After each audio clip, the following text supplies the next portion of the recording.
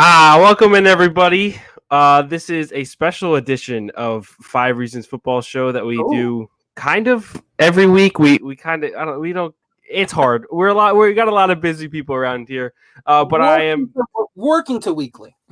Working to weekly. We're doing our best. Probably on Thursday we might have another one, but it is Sunday, and I have a very special guest, Achilles, joining me from Lemon City Live. This is our second ever crossover episode. We did one right before we started or launched Five Reasons Football, and then we're back. We're gonna try and make it more of a regular thing here, doing some collabs with Lemon City Live because we both love South Florida and we both love Inter Miami. So we're gonna be giving you all the news and updates when big things happen, especially when the season starts. Venn diagram is a straight circle.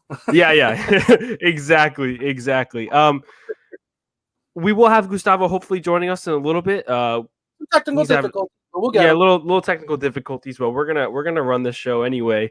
Achilles, let me ask you how you doing, man. Everything going all right? It's going, man. You know, just living life, trying to get through the pandemic and whatnot. So yeah, as is everybody. I see you got the Miami FC shirt on. I wish I was wearing my jersey. That would have been perfect timing, but different team, different club in South Florida here. We'll talk about the other club in South Florida, whatever. Yeah, the other club, I guess. The one that I guess David Beckham owns, whatever. Listen, there was some big news this week, and that was kind of the main focal point of this episode. I think we're gonna get right to it. Let's jump right in. Inter Miami have signed Premier League veteran Stoke City legend and club captain Ryan Shawcross. Now, before we get into specifics, what were your initial thoughts on this deal? Like when the rumors came out, I thought it was kind of weird, but it made sense with like the new ownership and David Beckham taking charge, whatever. And like I've said from the beginning, like it just depends on how they use them, man. Because if this is just depth, I don't know. But if you're going three at the back, it's probably really good. It's like it can literally go either way. Yeah, no, I had somebody ask me today on Twitter, like, do I believe that this is just a depth piece, or do I believe that this is something that he could be a starter? You play Figo at right back. One thing I will say about the three at the back formation, a lot of people have been talking about it because now there are three really quality center backs on this roster with Figo, LGP, and now Shawcross.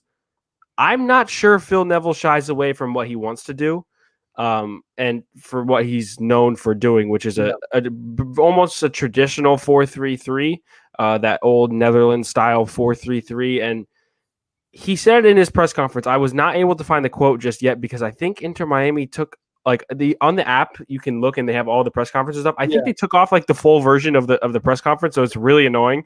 I went to go look to see what Neville had to say about his coaching style and how he has non-negotiables.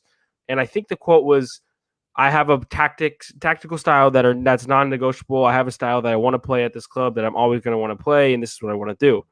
And if you just look at his history, whether it be with the England women's national team, his time at Valencia, and like things like that, it was mostly a 4-3-3, but he also had in these teams really quality wing backs. Inter Miami lacked that. So and a midfield. And a 4-3-3, in a 4-3-3, the midfield is extremely, extremely important. We're definitely going to get like our thoughts on the entire roster. But as for Ryan Shawcross, right now, this is a depth piece for me. I don't know if he goes to a three at the back. It'll be very interesting. And if he does, it's going to be very reminiscent of Diego Alonso, and I'm not okay with that. I don't. It's the same players, though. That's the thing. Like, they brought in a new coach, but they didn't bring in any new players. So you got to use what you have. That's why even before Diego Alonso left towards the end of the season, I was pushing. You have all these center backs, even when it was Andres Reyes. Play three at the back. Use the players you have. Don't try and force it. So that's why I was hoping that maybe they sign him. He stays, doesn't leave the box. The other two guys have great ball skills for center backs. They get to push up, and you can take it from there. But I don't know if you're sticking with a regular four in the back. I don't know. Yeah, it's interesting. I also want to know what Neville wants to do, and I want your thoughts on this. At playing Figo, because LGP number one center back on the roster by far. I don't think that's a question, right? So it comes down to now Shawcross and Figal, and that's where you have the toss-up. And the other two center backs on the roster are three. You have Makoun, you have the guy we drafted in Mabika, and the academy graduate Ian Frey. Sorry, those guys are not going to get that much playtime with these other three on the roster, but that's fine. Obviously, Ian Frey is for the long term, Mabika for the long term, and Makoun also, I think he's only 2021 for the long term. He played a little at the end of the season and wasn't bad for a kid. Yeah, he wasn't. He wasn't at all. He got a good time at Fort Lauderdale CF2 when they used him for the loan deal. So there was also that. But what I was going to say was, with a toss up between Figal and Shawcross, we saw Alonso play Figal as a right back a little bit last year. Is that a possibility? Apparently it is. I didn't care for it because, again, Figal has the ball skills to be a right back, but not like the speed. You know what I mean? Right. So if he gets pushed up even a little bit, that's it. That entire left wing is going to be wide open. And tracking back, he's going to commit a foul. He's going to commit a foul tracking back. Like I said, it's not his fault. It's just he has ball skills. So you're like, all right, let's just throw him out there and get as many guys on the field as we can. But at the end of the day, especially in the MLS where, athleticism's at a premium, you can't just have a dude out there who's not able to cover all that ground. If Nani is playing against you on the left wing and I'm good with Figal. You're done for. No, exactly. You like that attack over in Orlando. Like when I think about these things, I'm like, yo, how are we going to beat Orlando? I need to. I cannot lose to Orlando. But I'm thinking like Nani and Chris Mueller on the wings, the wing back, other than the midfield, is really where we're lacking right now. Off the top of my head, the wing backs on the roster are as follows. Patrick Segrist at left back, who we traded for. That's it. And on the right side, you have Dylan Nealis. That's it. Those are the only. Play Breckshay as a left back, left wing. Yeah. When they brought him back, that's where I thought he was going to play, is just essentially a wing back. Okay. Yeah, fair enough. And I think he did have some time over on the left wing, per se. And then with how Diego Alonso formed his 4-2-3-1, he was tracking back a lot because he liked to switch between the formations. So I guess Breckshay, you could also think about there. Do I want Breckshay to play left back as a starter? I'm not sure. I think that at the moment, you have to, right? So, like I say, it is Breckshay and Nealis. Yeah. If you think there's only two guys in the back covering, you're like, that's not great. No. But if there's three guys at the back, Nealis stays back anyway. You're not going to get caught out as much. You have more bodies. That's why it's just, again, not that he wants to play with three in the back. It's just with the players you have, it seems it's the smartest thing to do. Yeah, it makes the most sense. And it's obviously a formation that's getting a lot of popularity now among bigger clubs around the world. And it never really was, but it can be very, very good. And with three really quality center backs on the roster right now, when you bring in Ryan Shawcross, I don't want any of these three not to be playing, especially if Ryan Shawcross is fit. That is something actually we do need to talk about. Okay. But if Ryan Shawcross is fit after these 6 weeks of training camp, how do you say no to him playing on the team? Yeah, for sure. I 100% agree. So now the fitness is going to be a big issue. Now, I did a little bit of research. Okay. Since March of 2020, when the pandemic started, there has been a lot of football in the last year, despite the pandemic. Ryan Shawcross has only played 247 minutes of first-team football. Not great. That's not great. He had COVID. He's coming off a bunch of calf injuries, a broken leg, this, that, and the other. I mean,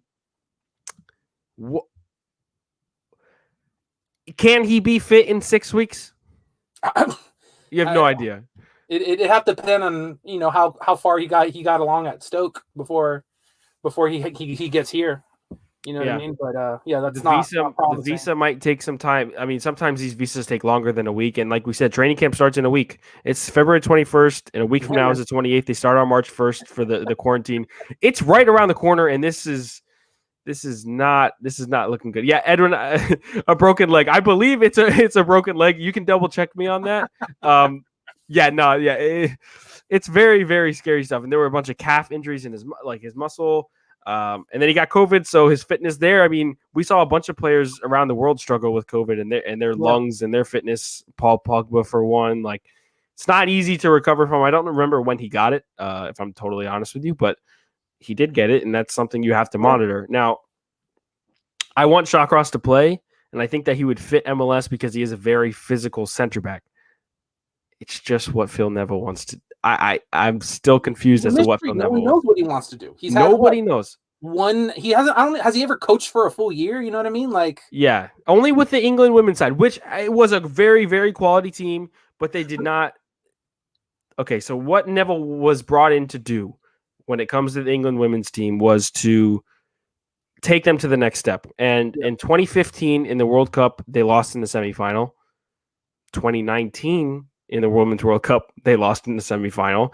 And then at the end of his reign over there, he fell off. He lost like 7 of his last 11 games, and he was like, you know what, I'm fully to blame for this. Boom, boom, boom. Contract's done. And here he is at Inter Miami with his good old pal and friend David Beckham. And also, actually, speaking of friends, we have Gus joining us. So, homies, how you guys? How you doing, man? I'm good, bro. Good. Listen, I'm gonna throw you right into the mix, okay? All right. You need to tell me your thoughts on Ryan Shawcross and the signing right away. Man, I actually don't know much about that guy. So all I know is that he's not from a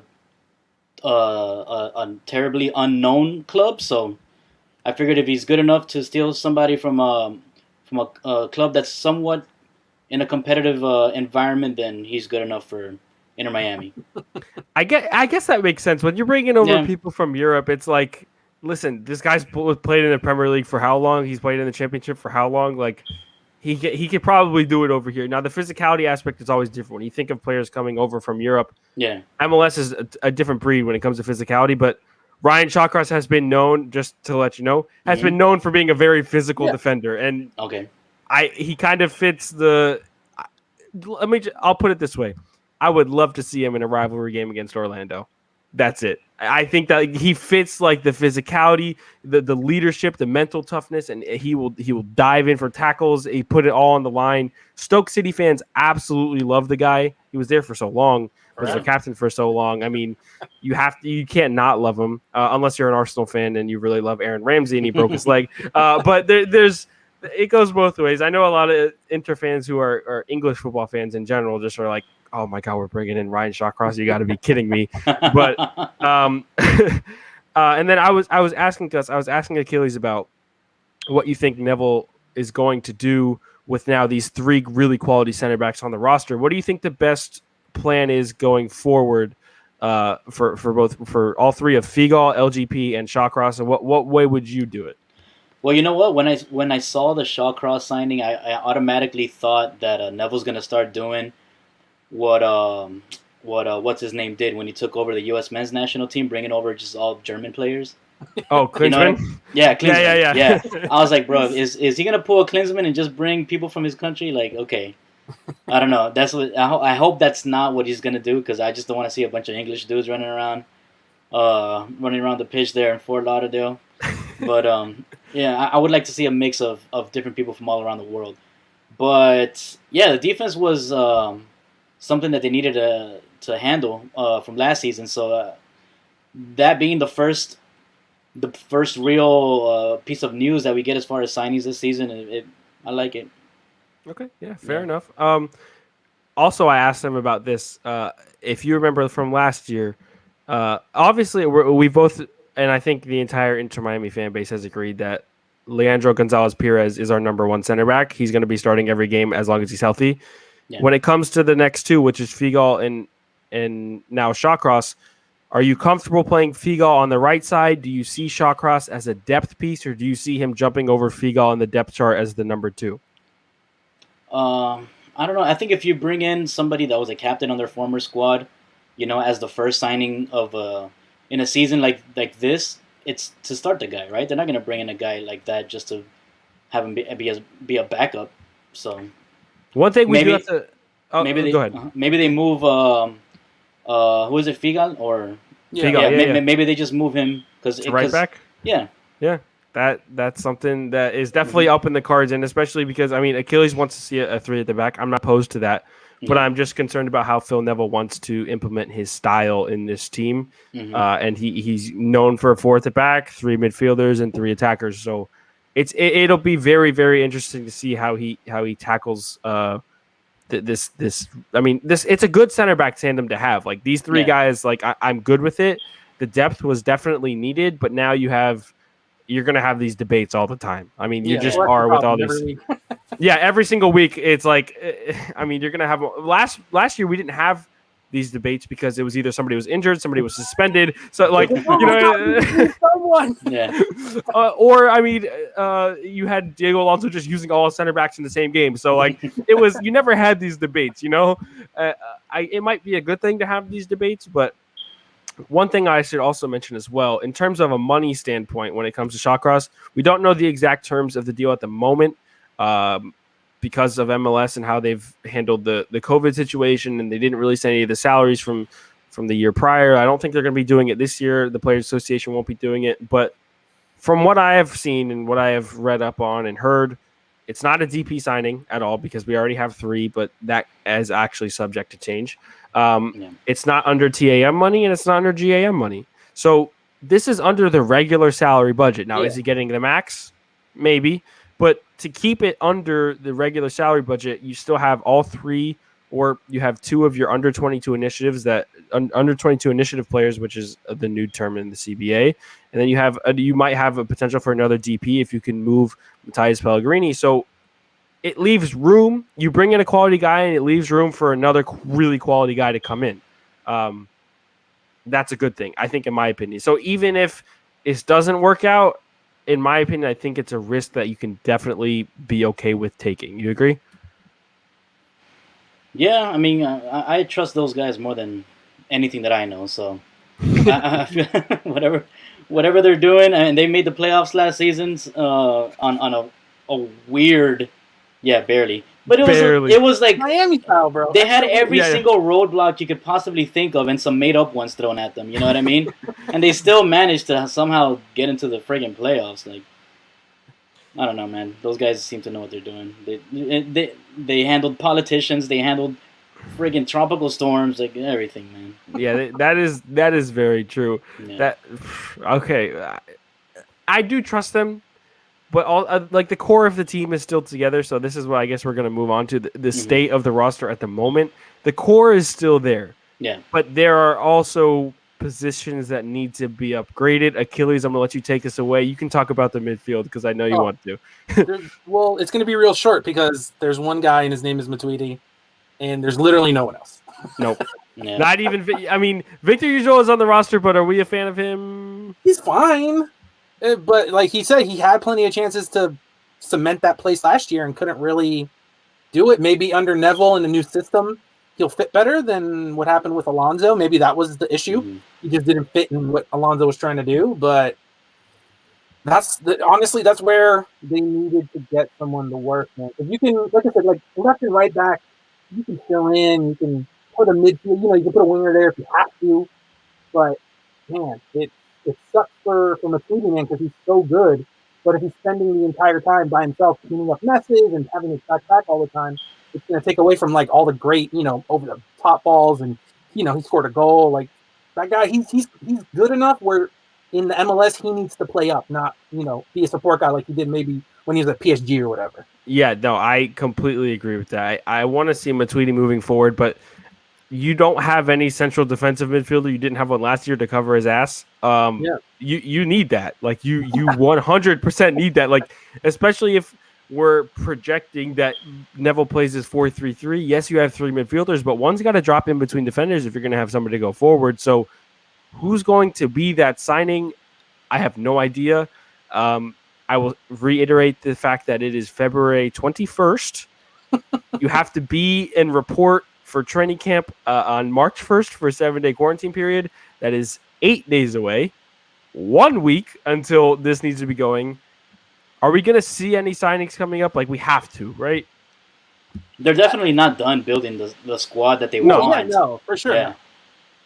I just don't know if they have anybody that they're talking to yet. You know what I mean? Yeah, they've been very discreet and good about hiding who they're bringing in. unless it gets either really late down to the wire, like when these signings happen, like for Shawcross, for example, like the rumors started coming out, and literally a week later, not even a week later, he's on the team. Yeah. So unless it's getting really close and the conversations and the negotiations are getting really close, is when you actually start to hear something about Inter Miami. It's very annoying, by the way, as a reporter / journalist / fan. It's very, very annoying because I have no idea what the hell they're doing.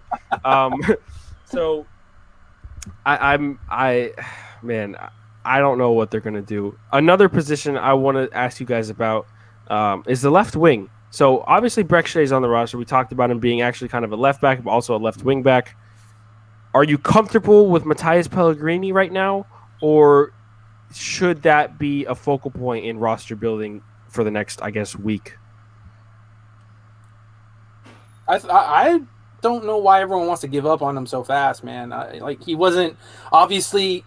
You brought in a barely 20-year-old from Argentina. That fine, he's a DP, but give the guy a second to grow and become an adult soccer player. Yeah. And I thought he did enough stuff to be good. And what I like about him more than anything is that he does track back, and he has that engine where if you do play 3 at the back, and maybe he's that left wing.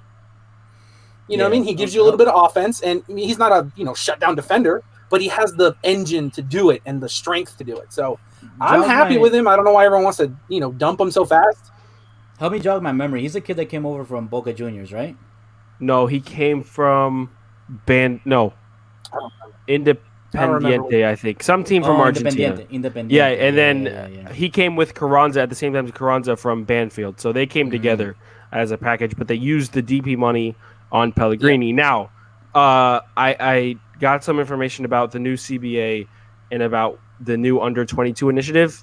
Matthias Pellegrini is 20 years old. Okay? Yeah. This new under-22 initiative allows teams to sign basically 3 you can call 3 young DPs under 22. You can put them under the deal. You're only taking up TAM money, whatever it is. Whatever nonsense MLS. It's not, but it won't be DP money, and it doesn't count as DP money. But there is potential that they can. Chris Henderson. I mean, this would be the guy to do it, other than maybe Paul. But Chris Henderson might be able to move Pellegrini's money. I don't know if his contract needs to be talked down or whatever, but he can be moved to an under 22 player, and they can free up a big money DP slot. Yeah. So that's something that can happen, and then it makes it look a little better. Since I won't say that Pellegrini was underwhelming, but because he was 19 playing last year, but it wasn't. When you think of DP, you don't want your DP to be on a 20-year-old guy that you're looking at for the future. If you can bring in a big star, so if you can move under that, you can bring in somebody big, maybe someone to play alongside Matuidi, which I think would be the best thing to do. Our guy Edwin, what other old washed up British dudes are we rumored with? It's a good question because there actually is one. Kieran Gibbs. It's funny. There literally actually is one. Kieran Gibbs, the ex-Arsenal wing back, now playing for West Bromwich Albion.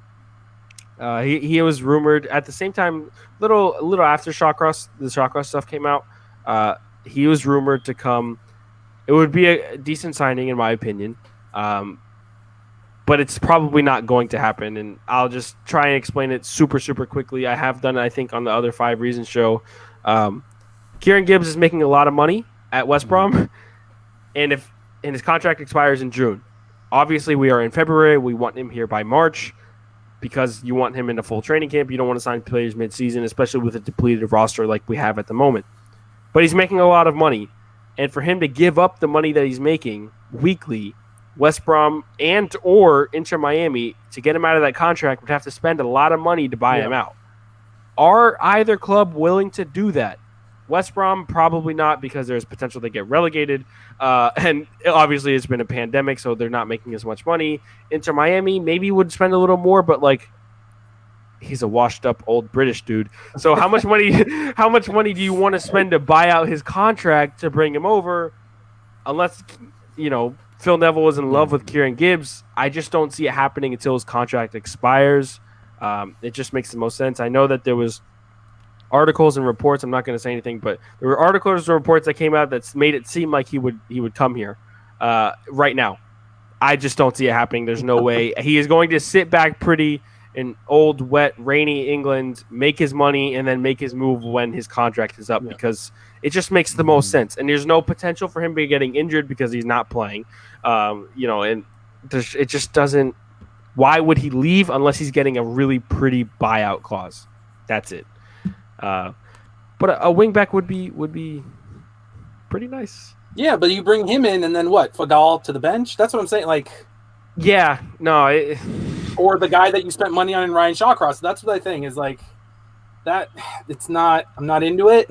Okay. Yeah, I mean, no, that's it does fill a position of need. But again, you have 3 really good center backs. You need to figure out how to use them and not just start. Waste. I'm assuming that Futbol has a pretty good contract, and you can't just throw him to the bench either. You know what I mean? No, and especially, I mean, he's still 26, 27 years old. He's still in the prime of his career at the moment. When you have these guys, it's both LGP and Figo are, I think, 27 and 28, respectively. That is really good to have in an MLS side. Youthful, but prime. I mean, they're in the primes of their careers as center backs in a physical league. That's perfect. Obviously, I think Figo was the LGP played every single minute, I think, since he came in after the tournament. Yeah. Figo had a muscle injury. He was out for a little bit. But, other than that, he's on the pitch. Yeah. I just don't see how you... How are those Sergio Ramos rumors? Is that still going on, bro? Because if you're looking for somebody that's physical... That's what we need. Physical as they come, bro. 4th big money center back.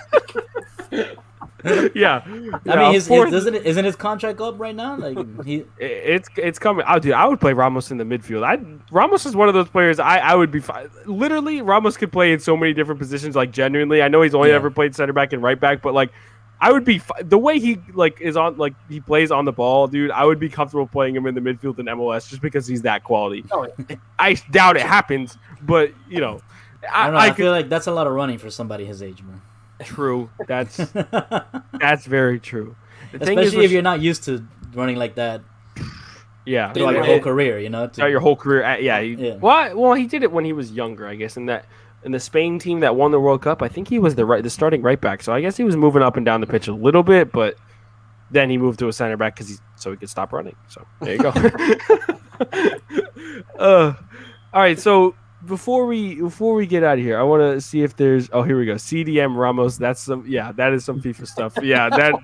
Listen, I would do it in a heartbeat. I've actually talked to my friends about this almost extensively for no reason at all because the way Ramos plays on the ball is just fantastic, and I literally he would shine in MLS in every position. I would play him at striker. I would play him at center back mid. I would play him at CDM. I would play him at center back, right back, whatever you want to do, dude. The guy.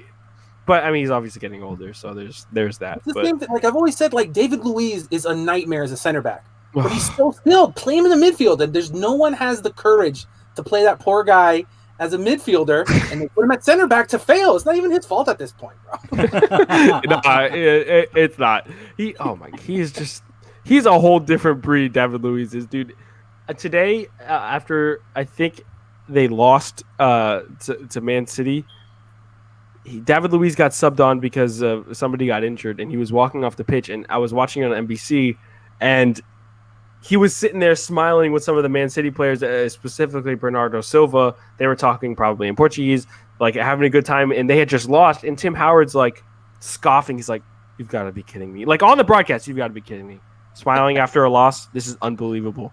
Shocking. Terrible. I was like, okay, it's not that deep, man. Tim Howard is that guy, though. Tim Howard is that guy, exactly. Yeah, yeah. Tim Howard is that guy. I thought that was kind of funny. He seems like an unwritten rules kind of guy. Yeah. Oh my. Definitely. Oh, thank God he stopped. Thank God he stopped playing in Memphis because holy crap, that was a disaster. Do you guys remember that when Tim Howard started playing for the USL side and he conceded? No, I remember. He was like, "Oh, we have a new owner." And then a week later, he's also the GM. And then another week later, oh, he's out of retirement. He's the starting goalkeeper. What? Yeah, that literally happened. Oh my God. With Memphis. And he played and they lost 5-0 in their first game. He conceded so many goals, had a terrible performance, and I don't think he played after that. Wow. Yeah. I love American soccer. There's just nothing better. He tried to Jackie Moon it, bro. Literally Jackie Mooned it. Yes. Everybody love everybody. Oh, my man Andres, David Luiz in Miami midfield is a thing that would happen. It makes sense. Like someone would have the courage to play that man in the midfield. Hey, that stadium's not far from Boteco over on Biscayne and 79th or something like that. Little Brazilian spot. He would live there, bro. And dude, and I think I don't know if Achilles, if we talked about this off air, but yeah, it was off air, and I brought up the tweet about the guy that said like I didn't think that Inter Miami. It was after the Shawcross signing. He was like, I didn't think that Inter Miami would be like one of the most whitest, blandest teams, or like right now in MLS. And after the Shawcross signing, if they bring in Kieran Gibbs, Phil Neville, Chris Henderson, like dude, oh my. You got to bring it. You have this whole culture down here. That's what you started to do. You had the Pellegrinis, the Carranzas, the Pizarros. Now they're filling it in with some bland guys. I guess you have to have a balance. No, they're gentrifying. Sure. They're gentrifying. That's what's going on. Yes, they're gentrifying our MLS club that's in South Florida. Oh my god. And then if Edwin was here, we could probably spark up the Osvaldo Alonso rumors to drink some cafecito down here in Miami. But if he's still listening, I'm sure he has thoughts on that. That would actually be a decent signing too to bring in to cover Matuidi's ass. Didn't he just sign back with Minnesota like a legit did he? Contract? I'm not sure. Yeah. Okay. Well, good for him. I mean, he could probably retire happily, but if he's still playing, have fun playing next to Will Trapp, buddy. I wish you the best of luck. That is, good luck with that. If Will Trapp plays, I'm not sure. I don't know. I have this Purple Beat says Shawcross is the best defender in MLS by a mile. That's not true. I can't see that. I can't see that. In like 2 years. He's played less than. Go ahead. Stoke had dropped down to like third division at some point, and he was still there. If he was good enough, he would have, someone else would have picked him up. Like he's one of those guys that you go, wow, he played in the Premier League for that long. He's good enough, but like pump the brakes, bro. Yeah. No, he is a quality center back. Like it's like I can say that, but like. Yo, you have like Walker Zimmerman in the league who just had a fantastic year. Yeah,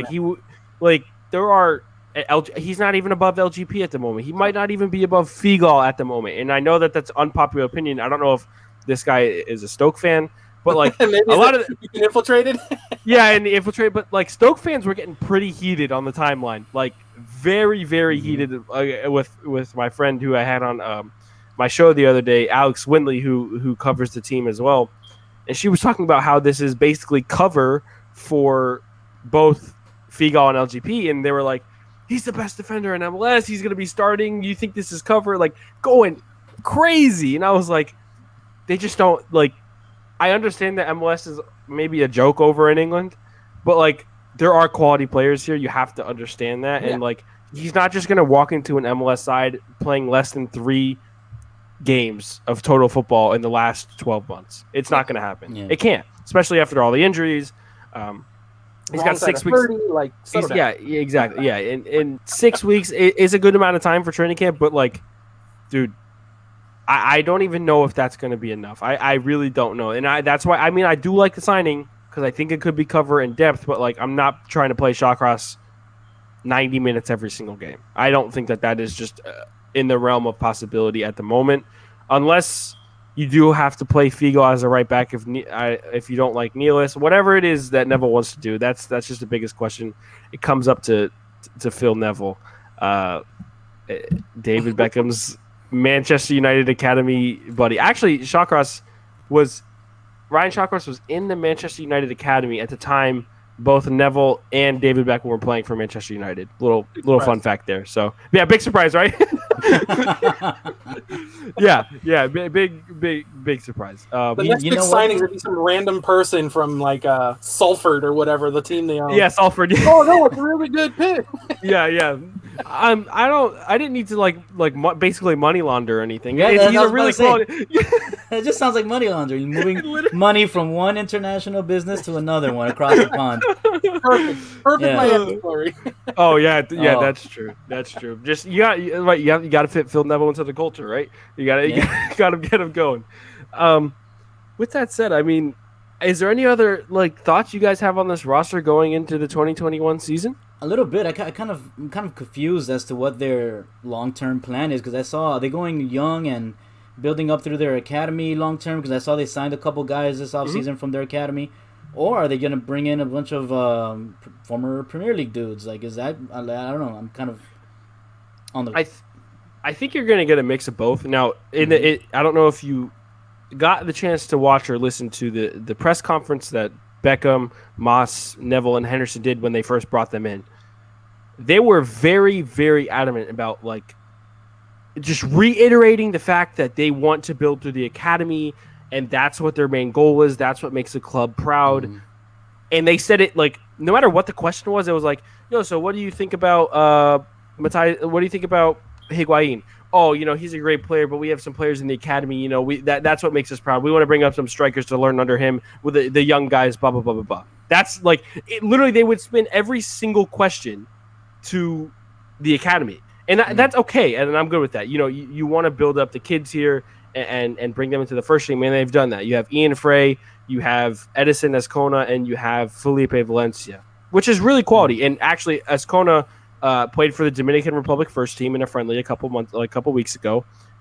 Felipe Valencia, I'm not too familiar with. I don't even know if he played in Fort Lauderdale CF, but Ian Frey was another one that actually David Beckham brought up in that press conference just without a question being asked. It was a question about Felipe Valencia, and he said Ian Frey's name. So that was obviously something that was on their mind before they signed him to the first team. So but he was really quality in in the USL League One level as well. So I think they're going to have to find a balance, because you're not going to get these 15, 16, 17-year-olds in an MLS side right away. Yeah. But by giving them first-team contracts and playing them under the players like LGP and Figo, I mean, imagine what that's going to do for a guy like Ian Frey going forward. Imagine what bringing Azcona and Valencia, who are attackers, are going to do playing under Higuain or Pizarro. That is huge for them. But at the same time, they also they need to win now. This is not a culture. This is not a sports fan base that we're not the Philadelphia 76ers. Okay, this is Miami sports. No process. There's no process here. You have to win now, and they did say that they want to do that, but you can't do both though. You can't do both, and unless you're Philadelphia.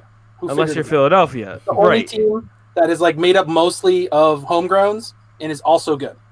Yeah, FC Dallas too could be another one if but FC Dallas has never been they're gonna win. Not that's true. You can beat they sell all their players before they sell all their players before they. You want to do that and just make money to sign big players is different. But if your plan is to bring them up, then you gotta go with the Philly model, and they don't sign big guys. They scour Europe and South America for random people you've never heard of, and then they put them on the field, and they're really good. You had Martinez in the center mid, who became a full-time starter. Is a Venezuelan guy no one ever heard of. They picked him out.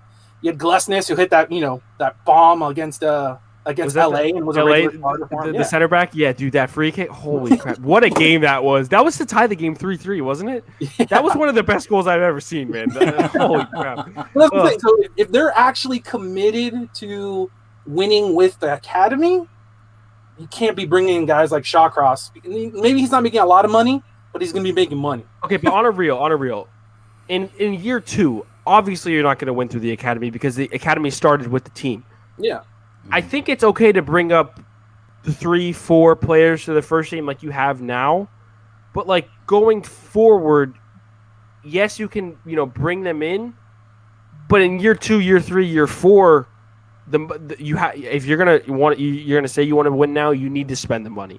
So I think it's okay to have a couple of the guys on the roster. Just don't expect them to make an impact. It's just not feasible. But they need to say that if they're just talking about academy. Well, I want to see Felipe Valencia on the field at some point. Maybe they're just trying to Maybe they're trying to build up the academy so they can sell some of these young guys. You know what I mean? Well, they're trying to lock it up. They go the Dallas route, but again, Dallas is different. But they're not going to say that. They're going to say that these guys are going to be ready to play so that they can build up their value. You know what I mean? They're not going to tell us, oh, yeah, we're just building them up so we can sell them. No, but like everyone that plays for Dallas knows that at some point they're probably going to get flipped. But I'm going to Bayern Munich in a couple of years. Like I'm going, yeah. But that's more track record. But that's more track record than Dallas actually putting it in their business plan. You know what I mean? No, but they also play the guys. It's not just like Brian Reynolds is playing, Jesus Ferreira is playing. Yeah. Of course, you have to play them initially. Yeah. I'm fine with us, just spending money, win now, but back it up. Don't tell me you're going to play academy guys and then bring in Kieran Gibbs. Like there's no way Ian Frey sees the field. In like maybe I'm completely wrong. Maybe we are up 7-0 against Orlando and they just bring on a 17-year-old kid, which is fine. But like Ian Frey is behind now. LGP, Figal, Shawcross, and Mabika and McCoon. Like he's the sixth center back on this roster. What really does that do? So I understand your point there. Like what are you going for? Is it to say that, I have a 17-year-old who signed a first-team contract, let's try and get some value for him? Or is it you're actually going to try and build these guys up and play them? I hope that it's the latter. I hope it's that you're going to build them up and play them because I'm fine with that. Like, honestly, I would take a losing record if you're going to start playing these guys and build them up and tell me and guarantee me in year 3, year 4, year 5 that a lot of these academy kids can be regular MLS starters and you can start to be successful then. Or you can flip them. Either or. I just don't see the way the ownership came in and, we're going to beat Miami and we're going to win and blah, blah, blah, blah, blah. And then after 1 year, they're, I don't want them to pull a Marlins where the Marlins got their new stadium. We spent money. And halfway through it, they pull the plug and are like, oh, no, we're going young now. I kind of think that's almost what happened after Alonso got fired and McDonough got fired. I think the McDonough signing was, okay, I saw what he did in Atlanta. Let's redo that. Alonso, he just won 2 CONCACAF Champions Leagues. Okay, proven winner. Boom. Let's have a symbiotic relationship. Sign, Matuidi and Higuain and Pizarro and sell jerseys and win freaking games. Didn't happen. With Phil Neville coming in and David Beckham being in Miami training with the kids every single day. Literally, he's at the stadium every single weekday training with these kids. Yeah. It completely changed the entire thing. There's no more there was crazy expectation to begin the first year. Now they've tried to change the plot fully. There's literally a whole hour of Jorge Mas and David Beckham talking, and for 45 minutes of it, I can guarantee you they're talking about the academy. Exactly. They've changed the plot fully. And I'm not opposed to it. I'm not, but you just have to do it the right way, and you still have to find a balance because you have to win now in this market, right? Yeah. Yeah. It probably has a lot to do with COVID too, since they know they're not going to get any gate money for maybe 2 full years. So they're like, let's pump the brakes on this. Let's start talking about the academy because we literally can't buy anyone. That's true. They can't. But but you still want people to be excited about the team, so they can watch the games on TV, so they can listen to the broadcast on onside radio, if anything like that. Like you want people to focus on your squad. That's the only other way they're going to generate revenues by. But they have guys like if Matuidi, Pizarro, and Higuain doesn't get you up, then nothing's going to get you up because no other team in MLS has that many names. I'm not saying that they played well or whatever, but just on a name value. No one. No, but I'm not saying that they need to bring in names. What I'm saying is that they need to win. Whichever way they do that, that's the only way you're going to get excited. Well, okay. Let's be honest. They didn't win last year. They didn't. They have a losing record, but they made the playoffs, which is fine. After the playoffs, you got embarrassed. Yeah. You would not have made the playoffs also if they didn't expand it. But Higuain, Pizarro, and Matuidi were, if I remember this correctly, all 3 of them were in the top 10 jersey sales. Yeah, that's fine. That's good on an Inter Miami business standpoint. On the field, obviously didn't translate, but those 3 guys are still on the roster. They're going to make you probably they're making you the most money off the field, right?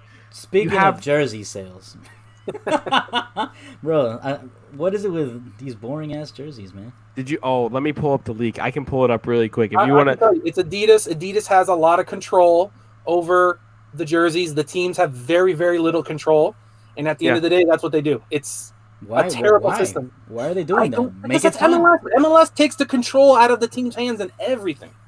No, but okay, but they can take control. But why do they have to be boring? Look at this. I don't know. Do you want kids to buy your jerseys, bro? Kids they're not walking around like trying to look like they're wearing polos or whatever. You know what I mean? Because they're colorful, bro. I agree. You don't got to tell. Like I said, I was somewhat involved with it when I was with my short time in Philly, and I can tell you that working with Adidas is a nightmare. They literally give you, here's 2 templates. You can do 2 or 3 things, and maybe we'll allow it. That's the process. This is quote unquote La Palma that they're going to try and bring in. They're releasing it on the 27th of this month in 6 days. It's the same kit as last year. I don't hate it, by the way. I gave it I think I gave it a 7 on our last show, which is because it's just like it's just a normal kit, but like the palm leaves, I get it, like it's fine, but it's literally the same kit as last year. Yeah. Except the stripes are a little different. So like the stripes are like traditional Adidas stripes instead of not the ones that went this way. The ones last year they had like this was it was so bad. Again, but that's an Adidas thing where Adidas said, "This is what we're doing. You figure it out." You know what I mean? So I want to ask you this because you're well versed in the Philadelphia stuff. How did they get to change their? Have you seen that? Oh, it's great. Yeah. So that's just. Do you have the willpower to fight Adidas for 4 years? Because they do these things 4 years in advance. You start the process for each jersey. 4 years. Yeah. Oh my God. So you have to be willing to just fight over it, and most teams don't care enough. So they're just like, why it took so long for Miami to get their team off the ground? Because fighting with Adidas. Yeah, but honestly, yeah, if you care enough about it and you fight them enough, you can do something cool. But most teams don't. So they're just like, all right, well, we'll do some sort of embossed, because that's what every MLS team is doing this year. Some sort of like, oh, it looks like marble or there's something. Yeah, those are. So this is sick. Yeah, like this is nice. This is nice. I personally I like the old traditional colors, but like if you're gonna rebrand, this is the way to go. Modern, flashy, bright. Yeah, it's awesome. They're doing great. Like this is fantastic stuff. Why does Adidas have to be such a pain for us not to? Dude, we have pink, black, and white. You can do so much, so much. And I got a pink training jersey, not a pink kit. Like exactly. That's what I'm saying. Really? Like when the branding came out, it was like, all right, just make Palermo kits, and we're going to be the coolest kits in America. And instead, just regular white and black. Yeah. I mean, Philly looks sick. I mean, this is nice. But again, you got to be willing. Your organization has to care enough about that stuff. You know what I mean? Yeah. And most don't. No one's gonna fight for 4 years to get a cool design. They're just gonna be like, whatever. We'll just move on. People are gonna buy them anyway. I don't know how much you know about what they're trying to do with the third kits. You're probably, if you do know about it, you're probably a lot more knowledgeable than I am. But I know that Adidas has talked with MLS teams about getting third kits, especially ones that sold a lot of jerseys. Are they like? The third kits, do you think they're going to be cookie cutter if they are to come out? Like, I mean, how much leeway can these guys give? Like, I know in MLS generally, you keep a home kit for 2 years and you change your away kit every year, right? Is that something like that? Yeah, it's something stupid like that. And it's fine. But if you are to release a third kit and Inter Miami don't go pink, on a scale of 1 to 10, how disappointed are we? 25. 10 super 10's the highest. Bro, I just Googled Palermo's jersey, and I'm super pissed that we don't have that right now. Right? Literally just copy it, dude. Yeah, man. Oh, my God. It's not hard. It's not. It is not. I'm telling you, like, as soon as I saw the branding, I was like, yo, Palermo, done. Moving on. Yeah. There is so much potential. Double sigh, bro. Oh my God. And again, like I said, it's not 100% on the teams. It's just the Athletic did a really good. Like, if you ever have time and you want to look up why Adidas is a nightmare with MLS, the Athletic did like a really, really good deep dive. Yeah, dude, fly. All of them are great. Bro. It's called benchmarking. It's a business term. Look it up, Adidas. Didn't Leicester City have a pink kit? Everyone's done a pink kit, bro. Why not the team that has pink in their colors? Yeah. What the hell? I don't know. Are they afraid that the stadium's gonna get attacked by a swarm of freaking birds or something? Like, what? I don't get it. What is it? Is MLS really that broke to have to rely on shirt sales? Yes. Yeah. I mean, they should be focusing on rebranding the league to become more watchable for the rest of the world. They can't. There's no appeal. We can spend literally another 2 hours talking about American soccer and get really into it, and you have no idea how crazy it would get. Like, yes, MLS is not in the greatest of situations, and they never have been. It's obviously progressing forward.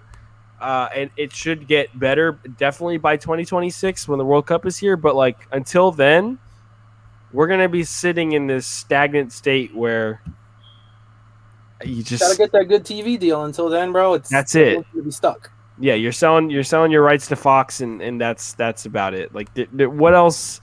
I mean, what else can they do? Can they put a bigger logo on the middle of the field like they did in the Orlando tournament? Like. In every game, they would get it smaller and smaller. It was just, man, there's so many issues that you can dive into, and we definitely probably don't have the time for it. I probably don't have the mental capacity at the moment to get into it. It's just it's a lot. So, yeah, I mean, jersey sales, maybe building through your academy, selling your academy kids, like that is revenue, and especially with people not going into the stands, like you're not selling $30 tickets to 18,000 people. You're selling them to 2,000 people at the most, maybe 3,000. Like it's not. I mean, actually, with Florida, it could be 9,000 people. You have no idea what's going to happen, what they're going to do. Like 25,000. Yeah, you might be overflowed. Either or, but. Dude, they're vaccinating people right next to the stadium. Just give them a ticket with every vaccine. Yeah. You want to do something for the community, bro? Free vaccine with every purchase of a 4-pack family pack. But only one vaccine. You can't vaccine your whole 4-party. You have to share the dose. Dude, that would sell like hotcakes. Oh my God. Dude. Yeah, but I've actually heard that facility there at the vaccination facility there is like one of the best in the county, in Broward County at the moment. So like, dude, it's always stacked. Big ups to them. But like that's great. Just I'll take people in the stands. You could just throw a ticket their way. Get them like 10% off season tickets or something like that. Either or, whatever you want to do. Something, dude. Yeah, no, I mean, oh my God. But COVID is still a very big issue. Obviously, please be careful. But when it comes to the season in MLS, like it is going to hinder the league in a lot of ways. Kind of why they agreed to this new CBA and kind of were very. The owners got what they wanted fully. I'm not going to go too crazy about it and how upset I am about it, but they got what they wanted, and the players are not technically getting screwed over, but they are missing out on a lot of money, and it's because they can blame it on COVID. And it is a valid point and a valid issue, but like in the long term, when you think of 2024, 2025, 2026, 2027, everybody will be vaccinated, hopefully, and it's not going to be there. So it's just a mess. But at the moment, MLS is losing money. Definitely going to miss out on a lot of projected profits that they probably had a couple of years ago before this. So, you have to rely on other things, and that's what MLS teams have to think about. When it comes to teams like Manchester United or actually I won't put United in this, but like Manchester City, PSG, where they have all this oil money, you don't have to think about these things. When you go down to American soccer, these are like the most vital points of your organization, right? Yeah. Jersey sales, ticket sales, academy graduates getting bought. I guess when you look at both Philadelphia and FC Dallas or other, like these are massive points of your organization that you do have to worry about. So Inter Miami, just make a pink kit, and I promise you they'll sell out, and you'll make a lot of money. You're already 3 in the top. What you said, 10 or 15? Yeah, Higuain, Pizarro, and we're top 10. Bro, I'm about to throw this shirt in with a bunch of red towels. Just so it's a good idea. Oh man. Okay. Well, with that said, we've got about an hour of talk on here. We kind of went all over the place, but it was really good. I thought constructive. A lot of stuff going on. Hopefully, we get to do this again. But are there any last thoughts? You're right. This is the team, bro. Don't be expecting another big signing. Just be like, hey, we're running it back. Maybe year 2, all the big 3 guys, they came in staggered, so they're all going to be together a whole year. Higuain isn't going to score 1 goal in 10 games again. So just be ready for this and be excited for this, because if not, you're going to be You're gonna be like the Miami Heat. You're gonna be like starting off slow and trying to get like an 8th or 7th spot. No, we want this, we want that. Like, bro, no, this is the team you got. No. You got to run with it, bro. Yeah, and you're gonna be fighting for 8th or 7th seed. Trying to get into the playoffs. And that season is gonna be just like it was last year. You're not winning anything. And by the grace of God, I hope that they can put us in the U.S. Open Cup. I don't think they will because they're only putting 8 MLS teams in. But like. That's a competition I would fully focus on. Like, I'm going all in for U.S. Open Cup. Like, if we're one of the 8 MLS teams to be in Open Cup, throw everything. Everything to get a CONCACAF Champions League spot, throw it all. Throw Miami is traditionally good at U.S. Open Cup. That is... Look at that. R.I.P. Atlanta United. Yeah. By the way, I think Edwin commented to bring in Poku. I think I saw that. I have to find. Oh, there we go. Yeah, bro. Poku is available. He's 29 years old. Yeah, me too. I'm 24. All right, before we head out, I'm going to respond to this last thing. I'm from Stoke, and I've met Shawcross. I'm a big fan, and I want to know if the MLS is actually worth watching. Yeah, no, 1,000,000%. Man. The thing is, I wasn't an MLS fan until, like, obviously Inter Miami were coming in, but, like, I was a huge Wayne Rooney supporter because I am a Manchester United fan. I watched every single DC United game because of Wayne Rooney. Like, it's worth it if that is your guy. And if you can actually, like, build a connection here to Inter Miami because of Ryan Shawcross, I think that would be wonderful. And that's how a lot of things happen. Like, when you look at Ibra at LA Galaxy or you look at the Villas and NYCFC. Screw him, by the way, for whatever. Whatever. Won't get into that. Screw him. But, like, the Gerrards and things like that, there are a lot of quality players that come here, and that's how they are trying to build connections to fans across the world. I think Shawcross is going to get playtime. You're going to get to watch your club legend, your probably favorite player ever play, especially from your city. Yeah. So it is interesting. You're going to see a whole different style of football if you're used to the ship. The thing is, a lot of people come into it because they are Premier League or La Liga or whatever fans. And they go to MLS. I'm like, oh, this is terrible. And like, obviously it's not the same level. Yeah, can't go into it. That's something that happened a lot. Like when I worked at Miami FC, and you would get someone to actually watch a Miami FC game. And they're like, oh, this is terrible. It's like, yeah, it's second division North American soccer, bro. Like, you just need to adjust your adjust your expectations. And it's a wild league. You know what I mean? There's tons of parity. Sometimes because players aren't so good, wild things happen. Like, it's fun. Yeah, parity makes it fun. Parity makes it fun regardless of the level. And like I said, you're going to get wild things for happening because, not everyone's the best. So weird stuff is going to happen during games, and it's entertaining. Yeah, man. Also, to who was that? Purple Beats? Beats, bro. If you want to follow your boy Shawcross, then South Florida's a great place to vacation. Come catch a game later on this season. You know what I mean? Once things settle down. Yeah, that is very true. There's no rule here. Awesome. Yeah, you can come now, really. I mean, you can come now. Actually, if you go to the stadium, you can get 10% off your season tickets with a vaccine. So maybe you want to do that. Yeah, if you show your vaccine card, you get a free hot dog. It's a pretty good deal. Yeah. That's true.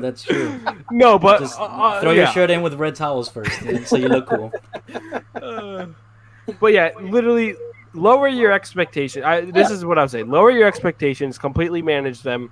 And enjoy the parody and the crazy, sensational stuff that is bound to happen because MLS is nuts, and there is nothing that is consistent in this league ever. Don't get me wrong. We're not saying that there's a bunch of farmers on the field playing soccer. Like these, no. It's good. It's good soccer. It's just not the greatest soccer in the universe. Exactly. You know what I mean? Yeah, it's not, and you're not going to see. Yeah, you're not going to see the quality play. But one thing that you will notice, though, and probably if you watch Ryan Shawcross play for Inter Miami, you can see this is. Specifically Matuidi, I'm going to look at here.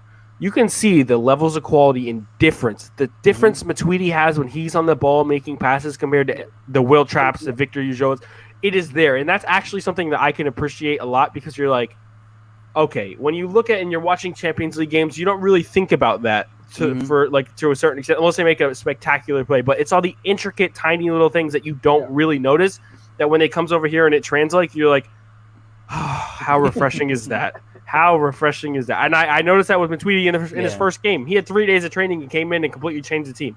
So, like, there is a lot to appreciate. You can appreciate the parody. You can appreciate the craziness. You can appreciate a lot of the quality players. Your favorite player and Ryan Shawcross. Like, there is a lot to appreciate and to love about MLS and American soccer. It's just you have to understand This is not quality level football.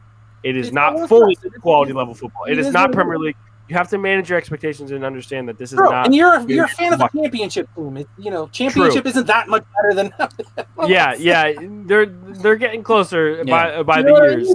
Yeah, I would even say that MLS is championship level. Yeah, like middle of the table, lower there. Yeah. Like they're not. Yeah. No MLS team is going to get promoted, but they're good. The good like LAFC, bro. They play as good a football in the world as there is. Period. Maybe the players aren't the same, but the style and the way they play is amazing to watch. Yeah, like LAFC are beating Middlesbrough, no doubt. Like bottom table team in championship, like LAFC are beating Middlesbrough, in my opinion. Like there are some levels there, but like when it comes to Inter Miami, because you are specifically going to be watching them. Okay, I'm not going to say they're going to beat Middlesbrough or any other championship team, but like just it could be. They're gonna get the real off season, bro. It's going to be different. It's not going to be the same team as last year. Because the thing with that is that all those players came in like months after each other. True. So on top of not getting a training camp, it was literally just like, all right, bloop, drop you in, figure it out. You know here's a regular starter. Here's a regular starter. You know what I mean? Like you brought in Higuain, Matuidi, and LGP at totally different times. Different times. Like Matuidi was into your starting roster right before the tournament. Then you had LGP who wasn't allowed to play in the tournament. He came in, and then you had Higuain come in for the last 10. Yeah. What? I'm not saying they're going to win anything, but the team is going to be better. Maybe the Open Cup. They have no depth, which is a problem. That starting 11 is going to be decent. Yeah, the starting 11 will be decent, but the depth, if it gets down to and you got to start playing, I guess, some of these academy guys, it could get rough. Oh, all right. What a show. That was a lot more than I expected, but I absolutely loved it.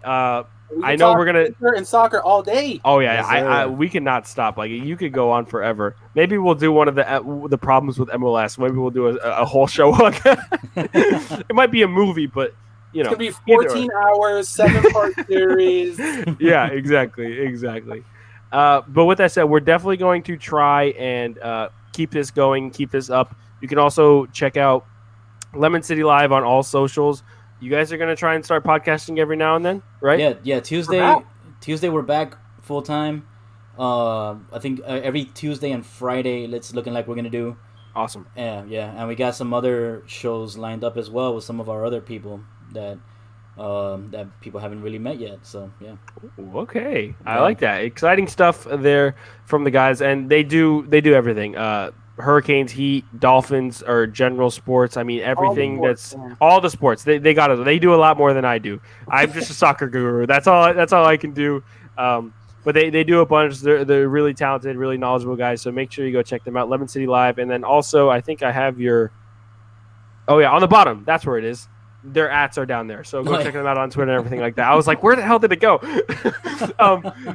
But yeah, so go check them out, and I really, really appreciate you guys coming on. As for 5 Reasons Football and myself, we're going to be probably streaming again on Thursday because there's no Heat game, thankfully. I'm tired. It's getting, oh my God. I mean, it was a good Lakers win, but God, I am just tired of the NBA season. But hopefully Thursday we get a break and we can talk Champions League stuff with the guys, Manny, Martin, Kai, Paul, all of them.